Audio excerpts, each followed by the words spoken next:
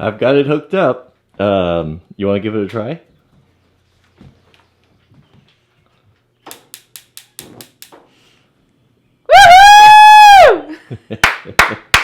I've never had gas before on a stove. I'm really excited. Isn't that nice? Yeah. Looks like the burner lengths are good.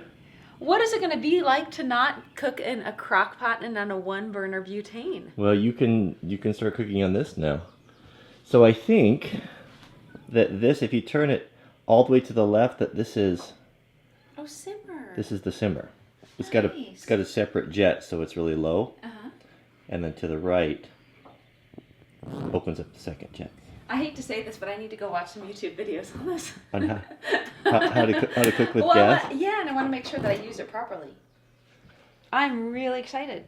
We can eat for real now. I know. It's been a long time. It's been a long time.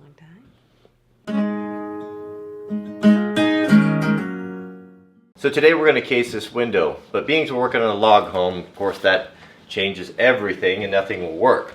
So we have to line the inside of this with wood. The framing is exposed, but the problem is that it's thick. It's 12.5 inches thick. I can't buy boards that thick without having something custom made. So we're going to make our own using a really nice veneered plywood.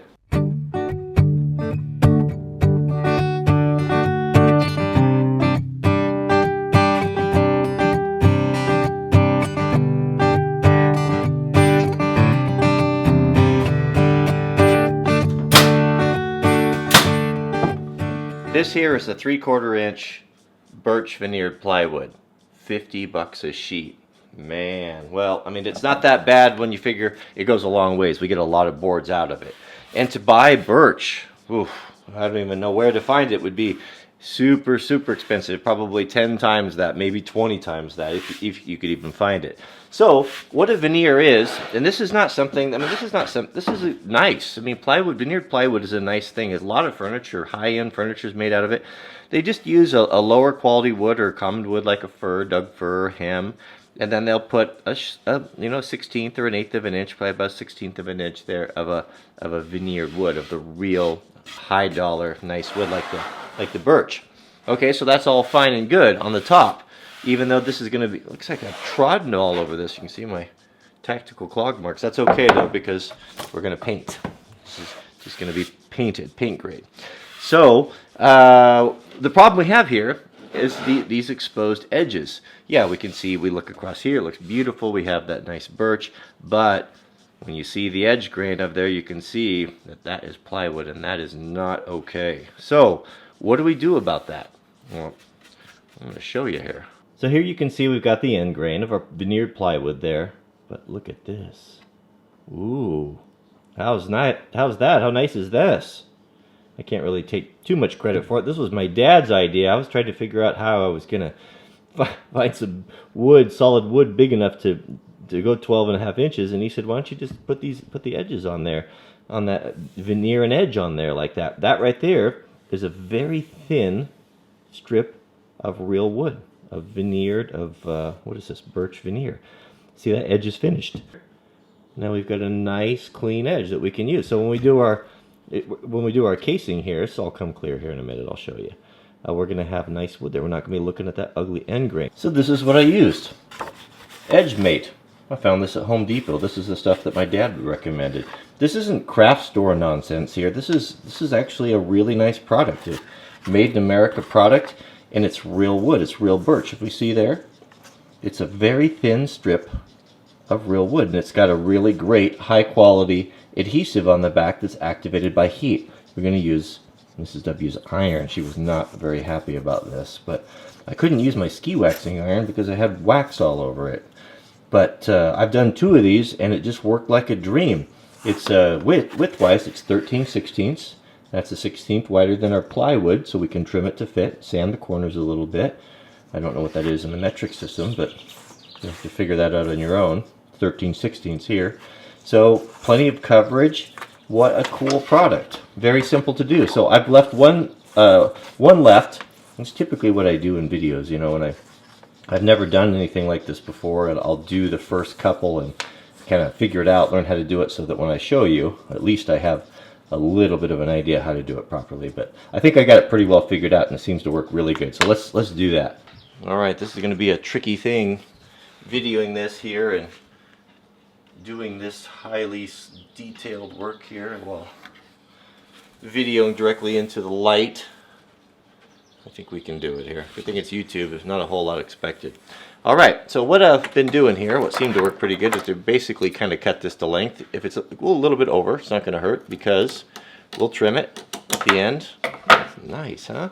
So what I found that works pretty good is to definitely go from, well, right to left. I don't know if it makes any difference, but what's helped for me is take a little piece of tape, little tape here, and we're going to flush on one side with our thumb as we go along with the iron. Okay, I'm going to push that on there, and this is just to help out, seems to help pretty good, just so it doesn't fall off while I'm getting everything lined up here.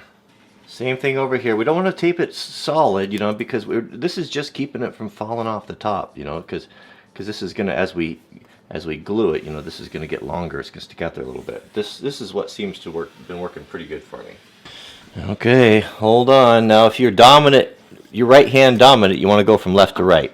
I did it backwards the other time and it didn't work out very good because I'm not real great with my left hand. Make sure your iron's hot. It says in the instructions about 400 degrees. I don't know what that means on the iron. I guess that I just set it to the wool setting. I figured that was the one that was the hottest. And we're going to hold this with our thumb right here, and we're going to start melting that glue. And it really sticks good. I did a little sample piece. I glued it on there with the iron and then tried to get it off. I couldn't get it off. It was like the wood, it was pulling the wood grain with it, so it's a really high quality glue. There we're going, just feeding along, and if I could, I'm going to have that tape go a little bit even outside, a little stick beyond. I don't know. This is some sort of a smart iron that wants to keep turning itself off. A little stick a little bit beyond. I can sand it down. It's real wood. It'll sand really nice, won't it?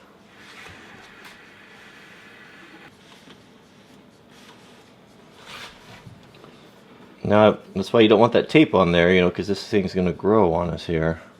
I took that tape off.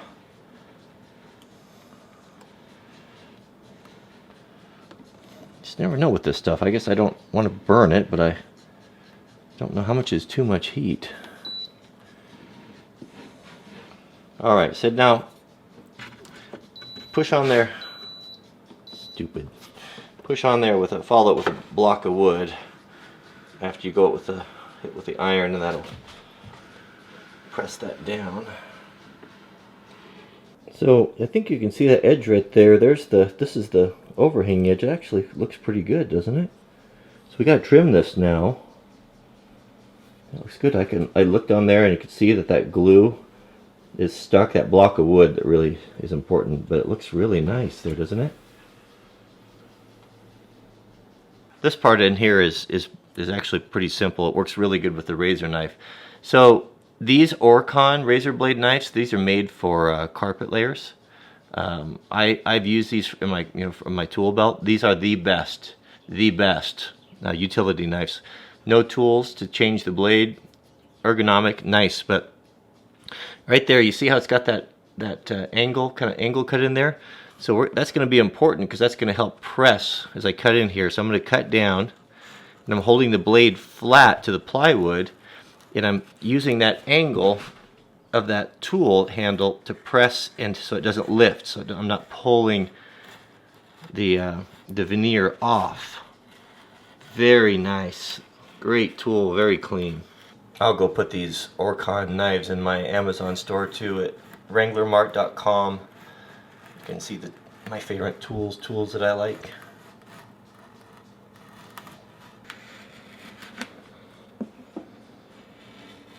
You could take a look at that edge there now. That's pretty good, isn't it, for a veneer cover? We haven't even sanded it yet. Let's hit it with the sander. Let's see what happens. Oh, so I forgot to mention, so we're going to want to trim this. This is hard to get my camera in here, so when we're trimming, we're going to push. We don't want to pull back. We don't want to pull back and pull that loose. So we're going to push Okay, you want a sharp blade. Come back around. There. Just get it close. We'll sand the rest of that. Looks good. Remember that edge that we trimmed? You know, we just a little bit long. Just finish that up with a block. Let's take a look at our work here. Bring it up close. That's not a bad edge here, is it? For plywood? Well, what's that little roll of stuff cost? It was like $6, $7 for that. Edge mate? Man, I can't believe it. This is the first time I've ever done it, and I'm really happy with the results. I think it's turned out really, really nice, and this is going to get paint on it. So, I mean, that right there, I mean, if you did it really nice, maybe took a little bit extra time than I did, I mean, there's nothing wrong with veneering wood like this. This has been done for centuries. I mean, many of the, you see a nice piece of furniture that's walnut or cedar, lots of different things are veneered because the cost, I mean, only back in the day, only the very wealthy could buy a piece of material or something that was, the solid wood. They put a veneer on it. And there's nothing wrong with that. That's real woodworking. I don't care what anyone says. I think it's a solution. I think it's a really great solution for a kind of a thorny problem here. So, all right, let's case our windows and see how it looks. Okay, I've got everything marked. This is going to be a little bit tricky by myself here, but nothing new. I'm used to working by myself. Get my nail gun. If you work by yourself a lot, nail gun is so important. But get one of these hooks on there. You can hook it in your tool belt. Then when you're holding something, you don't have to get back down on the ground. It makes life a lot easier.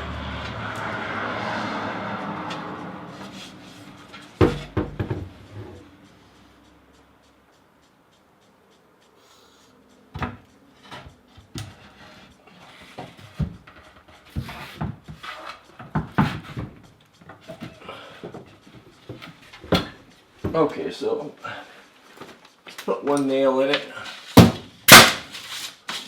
to hold it in place. Now we can put the sides on. That veneer looks good. Okay, now we can fit the west side here. Even though that countertop, that water locks it's dry, but I mean, of course it's still going to be a little tender.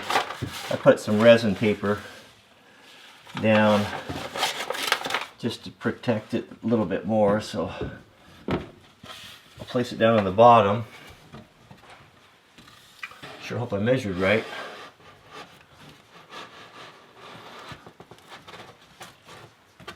Oh, that looks great. That looks great. Boy, couldn't be any better. Alright, before I nail anything, let's go over and mount the other side. Of all the construction trades, and I've basically done most of them, in one way or another. My favorite is finished carpentry. I think that would be, I think it's one of the most difficult. My dad and I were having this conversation the other day.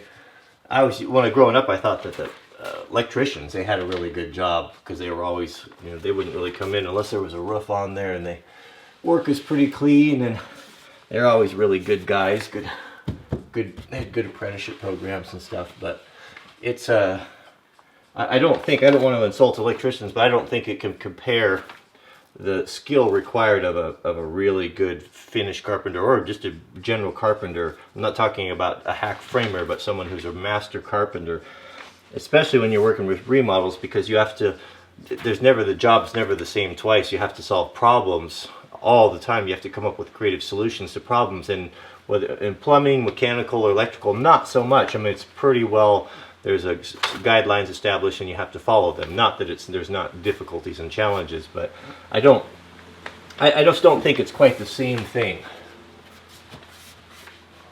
Look at that. Turned out nice, huh?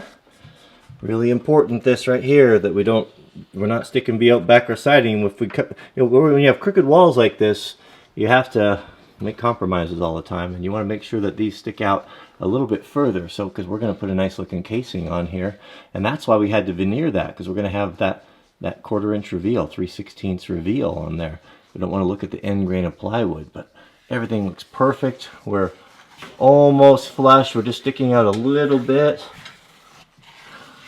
Everything's coming together nice here. This is all be pushed in, but all right. I think we're ready to nail it, and then we'll put the rest of our trim on. Oh, also I wanted to mention, when you're doing this type of thing, make sure you put the top piece on first, cut those long so that the legs come up underneath. You don't want this to go all the way and this going in. It just gives it's the proper way to do it. It gives it a little bit of extra support.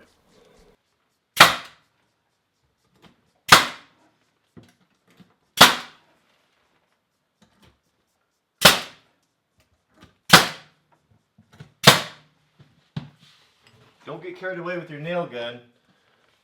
Every hole you make, you gotta patch.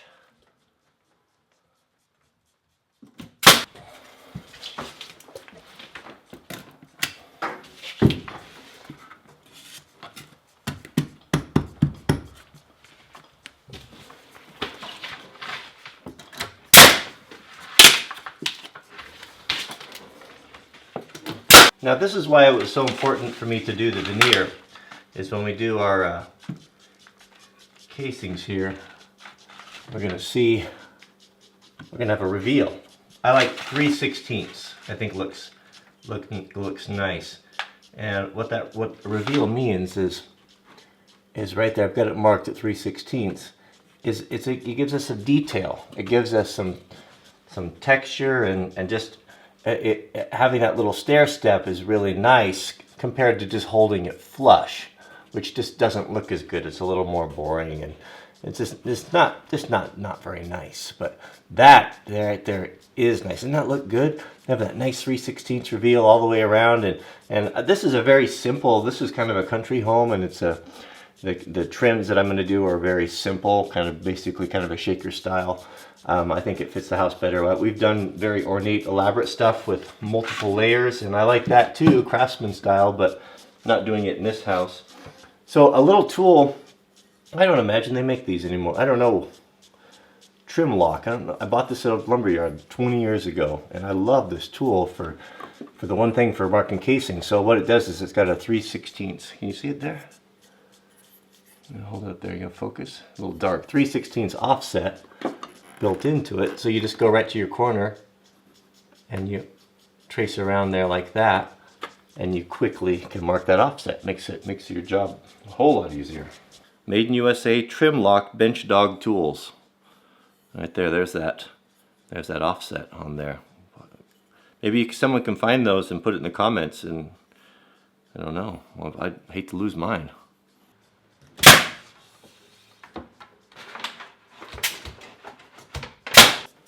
So the detail I'm using is just a very clean, simple 1/2 inch overhang on this 1x4 pine. This is a nice product. It's a real hard edged, really sharp edged, locally sourced ponderosa. It's not finger jointed, it's all solid wood, all one piece, and it comes pre-primed, which is really, really nice.